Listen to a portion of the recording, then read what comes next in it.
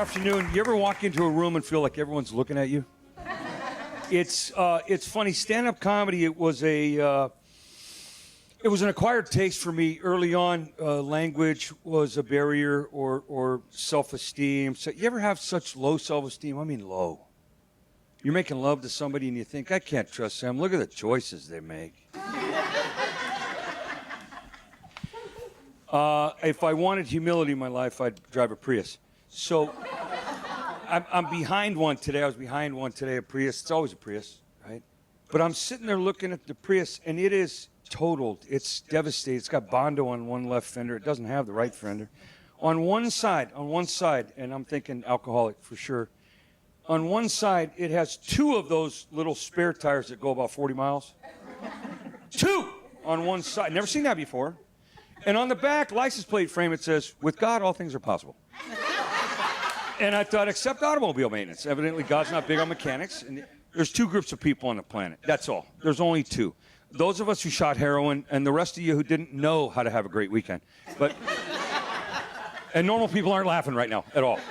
Normal people go, "That sounds dangerous. I don't know if that's, what is that? Isn't heroin bad for you?" Yeah, when you run out. It's pretty bad when you run out. It's devastating when you run out. But I'm gifted enough to experience a lot of different truth at different levels in different parts of the world. I know that Coronageddon, that COVID recently, the vid, they call it, some of the hipsters, the kids, you know, the kids who like the fake book, Infantgram, Snatch Chat, TikTok. There's a whole bunch of social media stuff they like. Methheadsonly.com, that was my favorite. Normal people never laugh right there at all. So far, only thing we really know about this man is he loves drugs. But let's keep going, though. We learned a lot of stuff. We learned a few things the last couple of years have taught us. The isolation and the desolation have taught us Zoom's never going away. 6 feet apart isn't just for tweakers anymore. And nobody named their child Karen the last 2 years at all. There were no new Karens, you know. And so I learned that I have some time to spend differently. I travel quite a bit. I'm on the road so much that the only people with more miles in the plane than me are pilots. And that's not an exaggeration. I fly about 150, 170,000 miles a year. And I'm grateful to be invited places. You know, I never used to get asked to go anywhere except court, right? And then I wouldn't go. RSVP, no, I'm very busy.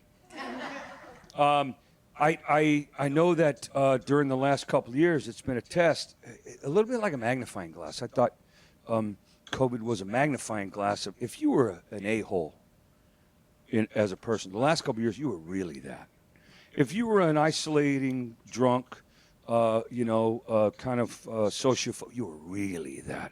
It was if you were a good person, pro bono, gave away a lot of time and energy, you really did that, right? I really wrote. I wrote the last couple of years. I read 47 books. I counted it up. My Kindle said you read 47 books the last 2 years. I only wrote one. And I know what you're thinking, Mark, slacker, right? But the book is about shortcuts, and shortcuts are ways to navigate life without having to guess or redo or take somebody's word for it that really hasn't arrived somewhere you want to be. So COVID itself was agonizing. I had the vid. I had it. Sickest I've ever been, and I was a heroin addict on the street. But the testing, OCD kids, trauma kids, we have OCD from the get-go. COVID was a blessing. 6 feet apart, my first thought was, about time, people. Now you're catching on. How about 66 feet apart? How about I don't come out for months, right? And so even on Zoom, I mean, you can do a meeting with your pants off. That's a special kind of laugh right there. Okay, that means I'm not getting any better with recovery. I know that taking the test, I've been tested so many times now, it's not even funny, but the last time, there was that swab. It was like a meat thermometer. It was long. She pushed that all the way into my childhood. You know what I mean? I don't know how far up she went with that thing, but I have a bladder infection now. So I that's one of my favorite jokes of the whole set right there too, because there's a He looked like he either still on drugs or he recovering. Either way, I'm for him though. Like, bro, it looks like he's doing something different, and he's trying to, he looks like he's trying to be better or do better. And I'm for that. I'm liking him just off of that. So let's keep going. little bit of us that is seeking kind of painful outlet. I know that I did a lot during COVID and the pandemic that wasn't on my calendar. I stopped traveling as much. I stopped doing as many comedy gigs, and a lot of it was Zoom, showing up. Early recovery reminded me that I wasn't doing anything healthy.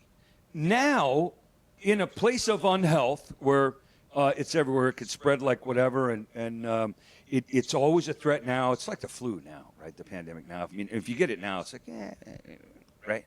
I had a little bit of drizzle. I had some fever. It was like detox again. So normal people don't get that reference at all. Detox. Isn't detox scary? No, not if you're on medication and tapering down, right? I'm a harm reduction. I'm doing.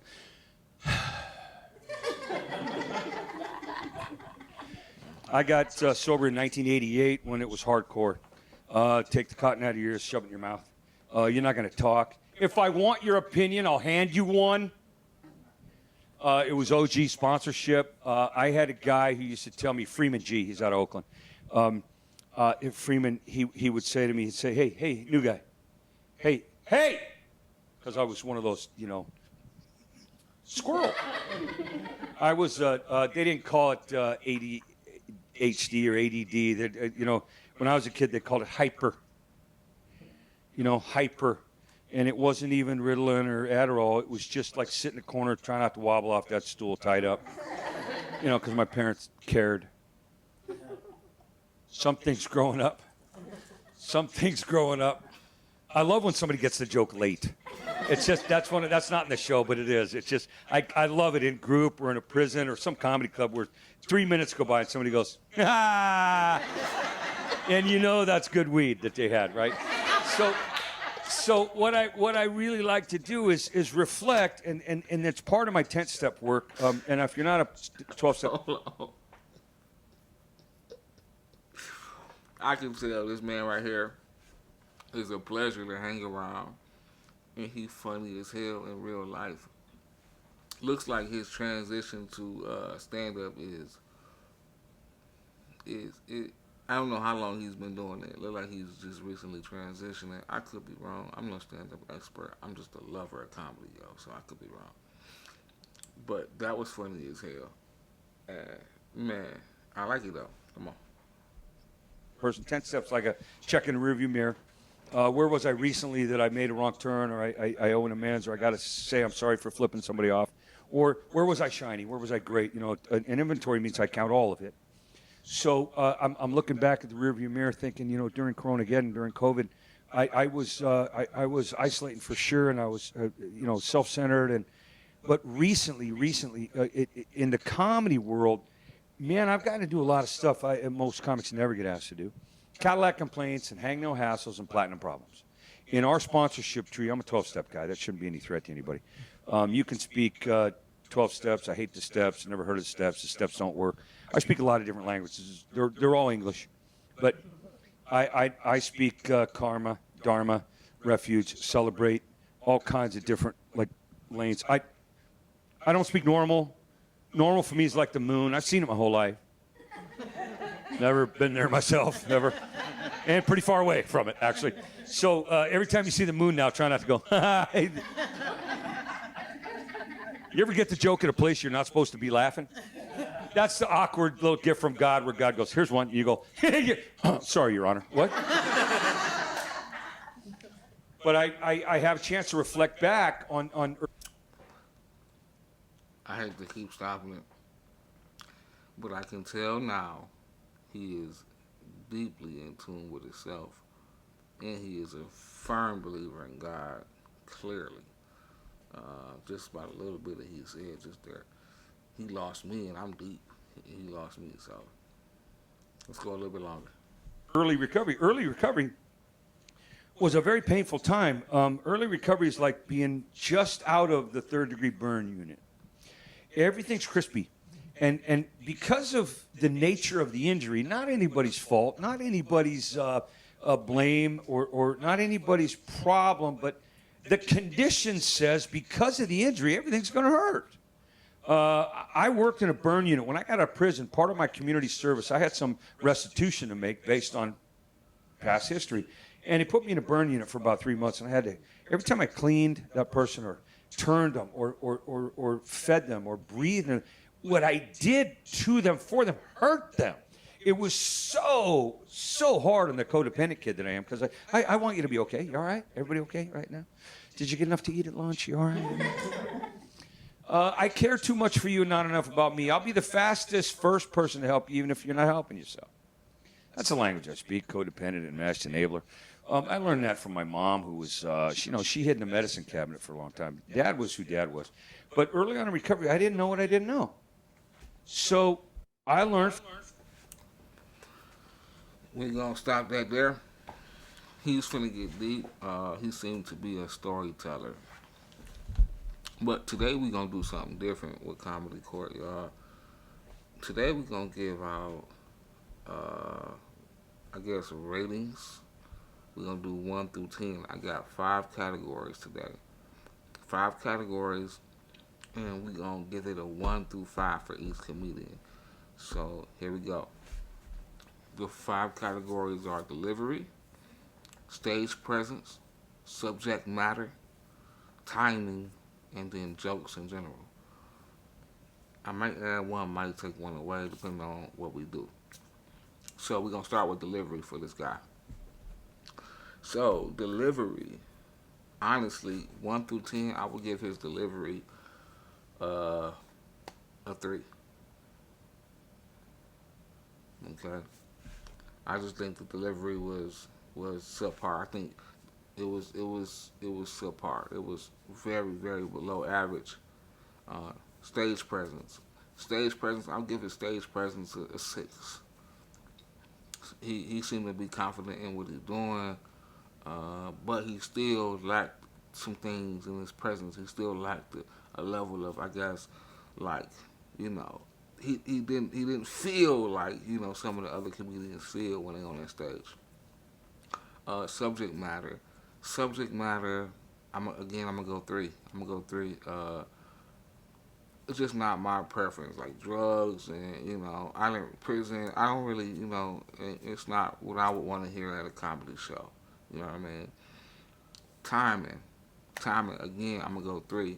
Very, very, very bad timing. I don't know if it's the drugs that he used to do. Or his timing is not. It's not. His jokes ain't hitting like. He need more pauses. More setups, more punchlines. My opinion. You feel me? Jokes in general. I'm gonna give him a 5 for the jokes. Jokes. They very, very average jokes, or very, very good jokes. It's just when the delivery ain't all that, timing ain't all that. Jokes is, they suffer a little bit. But that's my opinion. Overall, I do think he's a really good comedian, and I 100% support this man. Clearly, he's a man of God, my type of man. So, we in comedy court. My man on trial. I'm the judge. So we are going to sentence him to, we're going to give him 10 years of comedy. He's a recovering addict. He seemed like a really cool uncle, really cool dad type. And we're going to give him grace just for that. Honestly, I like good people. I like honest people. He seemed to be honest and good. So we're going to give him 10 years of comedy. If it wasn't for his good heart, or, if I didn't feel that way, we'd probably give him 2 or 3, maybe even probation. Won't give him 10 though, man. Kindness do help, y'all. Thank you.